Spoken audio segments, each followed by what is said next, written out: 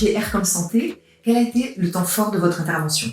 Le temps fort de l'intervention, je dirais que c'est quand j'ai parlé du fait qu'aujourd'hui, il n'y avait plus de monde séparé entre le monde politique, le monde de votre quotidien, c'est-à-dire les gens que vous fréquentez tous les jours, avec qui vous parlez, potentiellement des malades que vous avez autour de vous, et puis le monde des médias, le monde de la télé, on a beaucoup parlé, mais le monde des médias de façon générale, avec notamment les réseaux sociaux.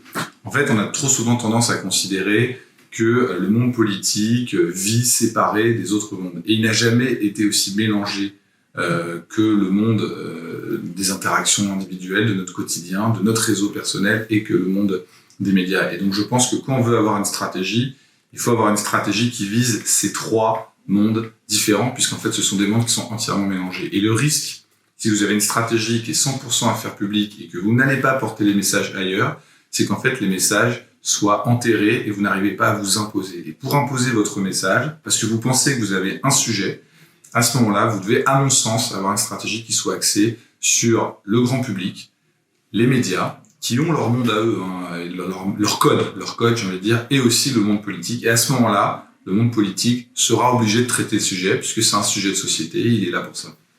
Alors justement, vous êtes revenu sur cette question qui est comment se faire entendre par les pouvoirs publics. Est-ce que vous pouvez nous en dire un peu plus? Alors, c'est toujours pareil. Si vous voulez parler au pouvoir public, il faut essayer de penser comme les pouvoirs publics. Et les pouvoirs publics, ce ne sont pas juste des gens qui sont là pour arbitrer dans la société. Les pouvoirs publics, ils ont leurs propres objectifs. Comment ça s'est passé? Ils se sont engagés sur des grands chantiers qu'ils ont envie de mener et ils ont besoin de marqueurs. Les marqueurs qui montrent qu'ils ont avancé sur ces différents chantiers. Et donc vous devez être capable de leur proposer des solutions un peu clés en main pour qu'ils puissent avoir ces marqueurs qui fassent qu'ils aient avancé. Et il faut que vous soyez dans ces grands champs-là. Donc il faut que vous puissiez rapprocher votre problématique à ces grands chantiers qu'ils ont engagés avec des choses très concrètes.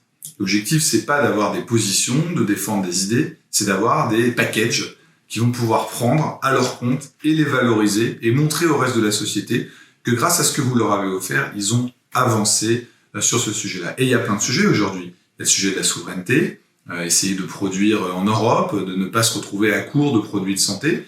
Il y a le sujet de la pénurie de soignants, de la mauvaise organisation qui fait qu'il y a des flux qui deviennent incontrôlables de patients. Il y a le fait qu'il faut réussir à faire plus local, chose qu'on peut faire, qu'on est industriel, parce qu'on a un ancrage local. Donc il y a plein de sujets comme ça, je ne vais pas tous les énumérer, mais vous devez rentrer dans ces grands cadres qu'ils ont fixés, proposer quelque chose de concret, et à ce moment-là, vous serez entendu par les pouvoirs publics, parce que vous leur dites quelque chose qu'ils peuvent entendre, qui les intéresse. Il faut aussi prendre en considération que ce sont des gens qui n'ont pas beaucoup de temps cérébral disponible et qui ont une très faible capacité à se concentrer.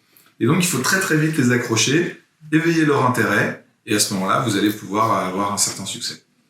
Entendu. Alors, question traditionnelle, vous avez découvert Air comme Santé. Si vous pouviez partager avec nous un mot qui commence par R, important pour vous, ce serait Air comme? Ce serait Air comme rassurant. J'ai toujours essayé d'être rassurant parce que je pense que la santé, ça inquiète les gens. Il y a un certain nombre de menaces pour leur santé. Ils voient des grandes menaces comme le réchauffement climatique, ils ont eu cette pandémie, ils ont le vieillissement, ils ont la santé mentale, ils ont tout ça, ça les inquiète. Et donc, même si il faut qu'ils s'en soucient et qu'on veut les alerter là-dessus, on essaie d'être rassurant parce que nous, on est là pour apporter des solutions. Donc, rassurant avec les politiques, on sait faire. Rassurant avec les gens parce qu'on a des solutions à leur proposer. Et rassurant avec les médias parce qu'il faut avoir un discours posé parce qu'on est les experts et que nous, on sait ce qu'il faut faire. Donc, rassurant à l'inverse des gens qui essayent d'effrayer ou de faire peur. Merci beaucoup. Merci à vous.